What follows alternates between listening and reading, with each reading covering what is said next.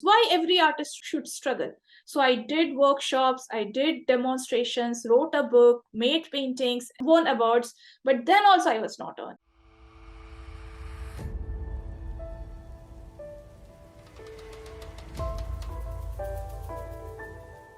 My name is Daniel Nguyen, and today I have a very special guest, a very good friend of mine. Her name is Meeta Dani.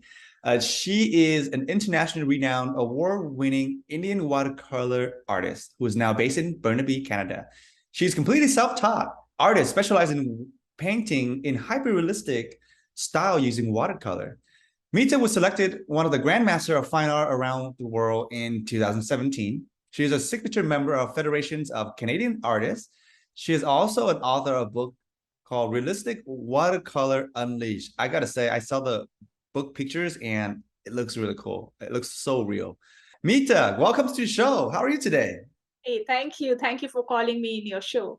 I'm great. How are you?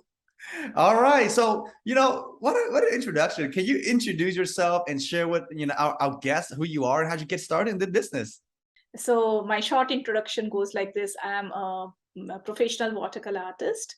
I became a full-time artist in 2016, 17, something like that. And I struggled for a couple of years, and then I found how to go forward. And now I teach other artists how to learn the skill of watercolors and how to paint with confidence and fearlessly, like professional artists, to become a professional artist themselves. And I also teach artists how to earn money. I struggled a lot for earning money initially till I found the key. And now I share that knowledge with other people so that they can also get to success without doing a lot of struggle and trial and error. So, talk to me about like what were you doing before becoming a watercolor artist? I know, it didn't happen like this. So, what were you Yeah. doing? When I was a child, I was like dabbling with various different art forms like pottery, bamboo art, quilling, paper quilling, and anything. You name anything, and I will be interested. Something like that. And I was not at all good with studies, and I used to get a lot of scolding from my father, from my teachers, and I had a very low self-esteem. Uh, I was a very shy, timid, introverted kind of a person from childhood to adulthood. I always had that feeling that I should be self reliant and not financially dependent upon anybody. So my mother was very much in favor of me learning art, and my father and the other family members were totally against it. I felt that art cannot earn a lot of money. So I felt that, okay, so instead of becoming an artist, why should I not become a software engineer? Because I was interested in computer science. So I learned how to become a software engineer, and I worked for 10 years or so as a software engineer till 2008. Then I gave up the job because I had to take care of my child. Then, when I gave up the job, I became very underconfident because I always used to relate earning money with confidence. Then I lost my mother to cancer in 2010. I was so close to her that I felt that maybe I have not done a good job taking care of her. I felt that I let her go very easily, and I have not done a good job as a daughter. And I constantly tried to criticize myself. So I went into a phase of depression for several years, and I started taking antidepressants, sleeping pills. By 2014, I even became suicidal. In June 2014, I was diagnosed with endometrial polyp, and my mother had uh, like endometrial cancer, and she passed because of that. When I got that feeling that maybe I'm also dying, maybe I'm exactly on the path of death and I'm going to die soon. And that time, my mind was very different. I was a nagging wife. I was not so good mother. I used to feel depressed all the time. I used to cry for several hours a day without any reason. So when I got that feeling that okay, I'm having endometrial polyp and maybe I'm going to have cancer and I will die, I got so frightened. And that was the time when I felt that no, actually, I want to live, and I want to live a happy, fulfilled life. I felt that life is so precious. And then I went for a biopsy operation, and the operation was like, it was negative. I was not having cancer. Now I don't feel like that if you have cancer, you will die. But that time I used to feel like that. I put a lot of pressure on myself to develop, like to become a better person. But coming out of that addiction of antidepressant was very difficult. But in March 2015, I saw some stunning photorealistic paintings by various artists on internet because I was searching something. I felt that maybe I should try my hands with painting. I never had done realism or watercolors before, like in a very systematic manner. I was not trained in that. So I just started with watercolors in March 2015. And then one painting after another painting, I started doing. The idea was to come out of depression. The idea was not to become a professional artist. So when I developed that skill, I felt that, yeah, I think it is not that difficult. People just say that it is difficult. It is not that difficult. So I started writing that book. This is the book. So I started writing this book when I was still in depression. In 2016 January, I started writing this book, and it came out in the market in August 2017. And this book was very well received. And I soon started getting calls and all that from stores in and around my location. And I started earning a little bit money. Then I struggled and struggled for 3 years. And finally, I figured out how to earn money. That's how I read. Oh, I think that's called the starving artist. Yeah, exactly. Oh man, I mean, if anybody talk about becoming an artist, right? The first thing that comes into everybody's mind is like, wow, you must not like money. Like you probably gonna be broke, right? Starving artist. That's why it's a common thing, right? Yes.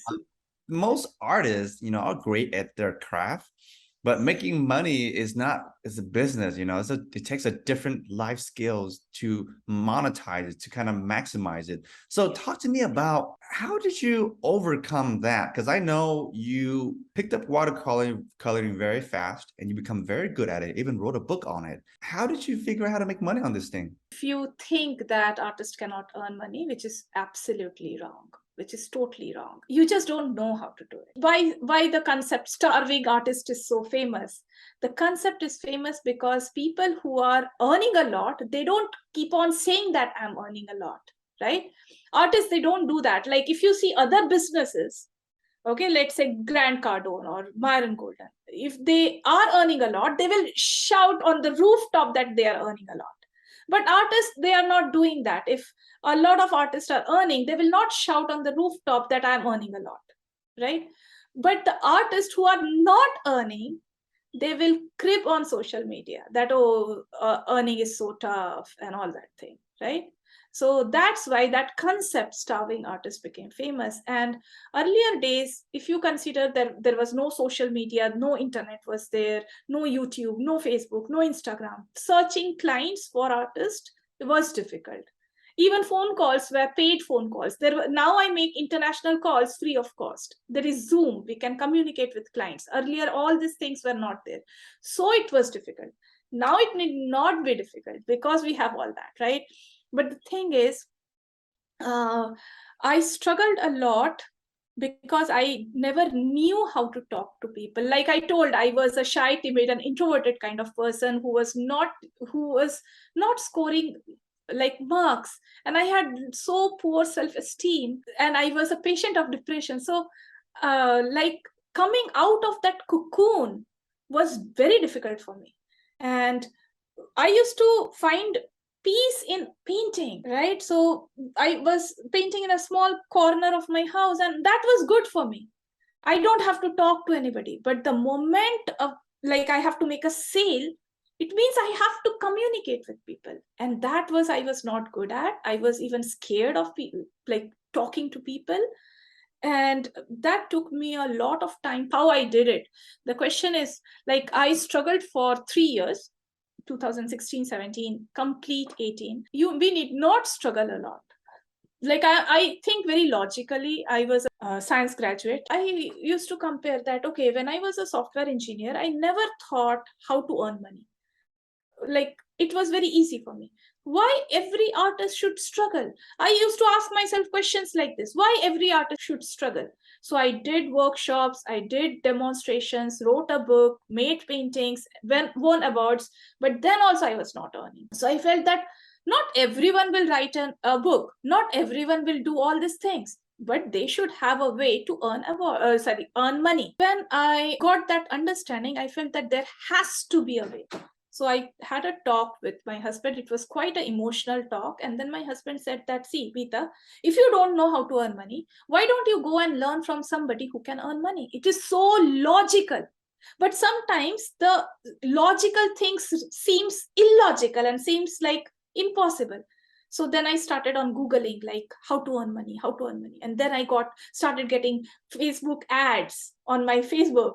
Constantly I was starting getting ads. And one of the ads was by Sigran, my very first mentor. And it was written clearly, workshop for learning how to earn money on social media. And then I felt, okay, I want to earn money sitting inside my home. Maybe it is not for me, but let's just click. So I clicked it.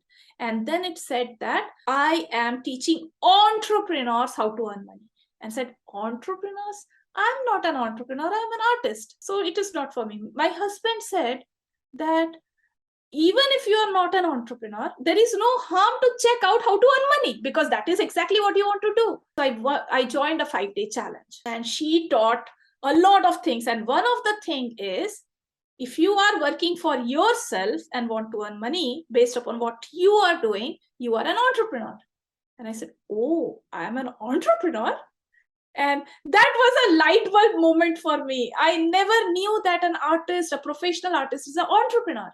And then she said that if you want to earn money, you need to do this, this, this, and this. And I said, oh, I know nothing of that. And I was so scared. And by the end of that 5-day challenge, she offered to join a course. I was so reluctant. I was so hesitant. I was so scared. I was literally scared that, no, what if I join the course? What if I am not able to do it? Then I did nothing in January. I joined her in 19th January 2019. I did nothing in February. I did nothing in March. I did almost nothing in April. And at the end of the April, she did a heavy push. She said, you have to do it. Then I very reluctantly, I just told my husband that why you think that I'm not doing it? And he said one thing which is really powerful. He said, Meeta, but that day he said that, Meeta, you are not doing it because I am there. I'm alive. I'm taking care of you. I'm paying all the bills. So you are not taking any responsibility. And it was such a, I felt that I really am not doing a good job. I felt like it is a slap on my face. Then I realized that actually there are a lot of ladies out there who don't do their 100% because their husbands are earning. And it is not very uncommon. It is quite common. One of the spouse will be like that, right? Or if they are not married, maybe their father is earning, so they are not earning. And I never saw my mother earning money in my entire childhood days. So although I wanted to earn money, but I never saw a lady earning money in my family. So I was not sure whether I will be able to do it. But then I changed the perspective. I said, why my husband should earn? Always. Why should I not do it? And if my husband can do the task every single day, I can also do that. So I took up challenge and I started my first online course in May 2019. My earning was like 7,000 or so. Then again, it increased.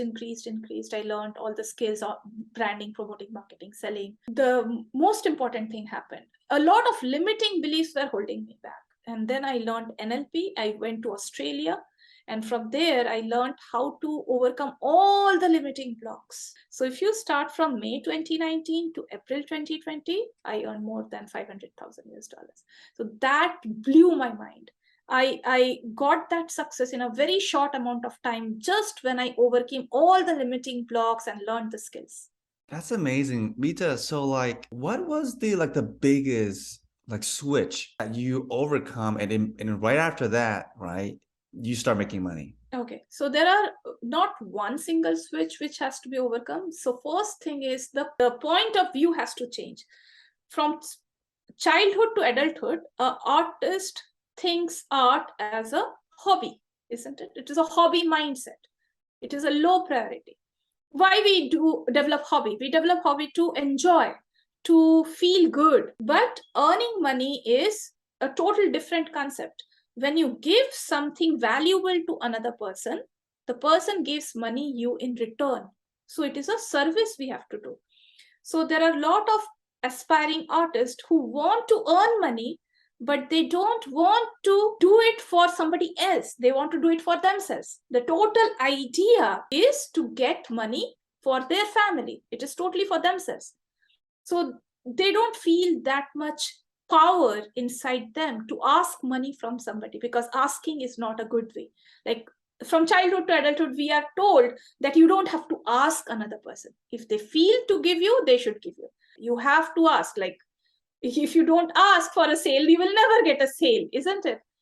And you should have that power from inside, that clarity from inside, that if you give 10 times more valuable something to another person, they will give you the money, right? So artists feel that, oh, my painting deserves this amount of money. It is not that. It should be more than whatever you are charging for. So artists fail to realize how to qualify their painting or online course or workshop in a way which makes a person feel that, yeah, this is so valuable, right? So that idea has to be changed. That is the key. The key is you are not working in your profession with a hobby mindset. You're working in your profession with a professional attitude. So not only we have to learn the skills required, but we have to change our beliefs. We have to change our mindset. We have to change our attitude. 80% of whatever results we are getting in our life is because of the mindsets and beliefs. So that when that changed, everything else changed. Let me recap that, because you drop a lot of nuggets right there.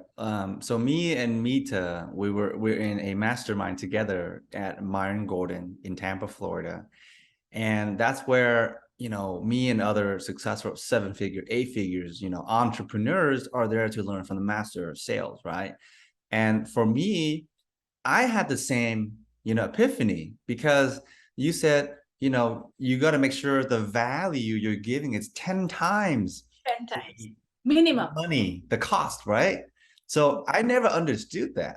I thought you got to give it, if you're selling for something for $1,000, you got to give it $1,000 value. But no, you got to give it 10x, 10 times the value to get $1,000. So if we're able to successfully execute that, then sales becomes easy. And also, not only it becomes easy, we feel that we are doing a good job. We don't feel that we don't deserve that kind of money. There are a lot of artists who believe that art should not be sold. Art is so pure, it is so precious that it should not be sold. There are a lot of mindset blocks and limiting beliefs which artists have, but the hobby mindset is stopping the artist to first make an investment. So they say, I don't have money and that's why I can't invest. It doesn't work like that in a business, right? So you have to do things first and then you get the result. That's amazing. So, now that you're successful, you overcome all this obstacle and you're making money, you're happy, and you can provide for your family. And I also noticed you mentioned that you do coaching. So, can you talk to me about, why did you start coaching? Okay, so in 2018, I was constantly asking me that, okay, there are millions of painting in the world, okay? Even if I become a very good artist, if a person is purchasing my painting, what's the big deal? Why should I paint? I was constantly asking me that question. Even if I make 100 times more better painting, what is the big deal? So I was not able to find my why. I was feeling powerless. I was not feeling that power from inside to make a painting or to do something. Something happened. There was an episode which I remembered which happened in 2016. So one person came who was an Indian. At that time I used to live in South Korea, and that person came for some donations, and there was a flood happening in India, and a lot of people were poor and they were homeless. And I told him that, I have only 70,000 Indian rupees in my bank account, which I saved after I did a job for as a software engineer. That is the only amount I have, and I'm okay to give that money. But we need in lakhs and lakhs, like millions of rupees we need, right? So why don't we approach a high profile or actor or actress or sports person who can give a lot of money? And he said a very simple thing that, it doesn't work like that. Do you think when you will become so like rich, and if a person is asking you, you will readily give that money. In 2018, when I was constantly thinking like that, at the same time, I happened to watch a YouTube video where one area in South Africa, there are people who don't have anything to wear, anything to eat. I could not believe that. It hurted me so much. And I felt that, okay, if I earn a lot, when I will earn a lot, I will do something good for them. So that became my why. And I felt that, yeah, that is a powerful why. And it doesn't matter whether how much money I earn, I can donate that. And more I earn and more I can give. From that point, I really wanted to earn a lot of money. And that's why I kept on Googling. And when I was launching my first online business, like course, I thought to myself that if I earn a lot, I can help more people. The one thing which any artist need to believe is the more powerful the why is, the more power you get to succeed. Okay, that's amazing. Thank you for sharing that. So as we're, coming to, the last question of the podcast today, what would you say, your top three advice for artists starting out, right? Or people who are in the art industry or they haven't quite made any money yet. And if you want to become a successful professional artist, there are three things which you must do. Number one is you must be very good with your art, because if you are not good with your art, you will not be respected. There are a lot of artists who don't focus on that.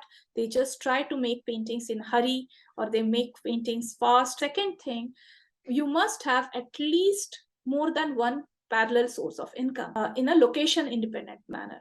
Why location independent? That is because there are a lot of countries, lot of areas in this world where art is not considered so valuable. So let's say you are in one area of Africa where the entire community is poor, where a lot of rich people are not there, and if you're working in a location dependent manner, in that case you will always struggle getting the money. But the moment you do it online, the moment you start learning the skills to spread online, in that case you can connect to your buyers from various part of the world. You need to learn how to communicate on social media in an authentic manner, in a fearless manner.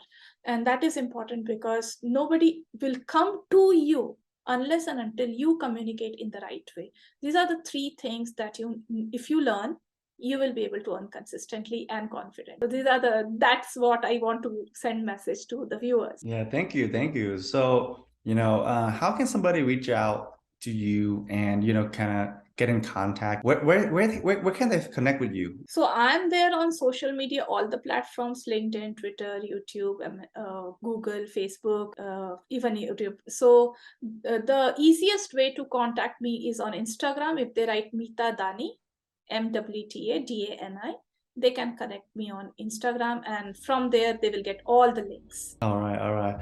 Well, that is it for today. Thank you so much for coming on the show, Meeta. And then, thank you for the listener.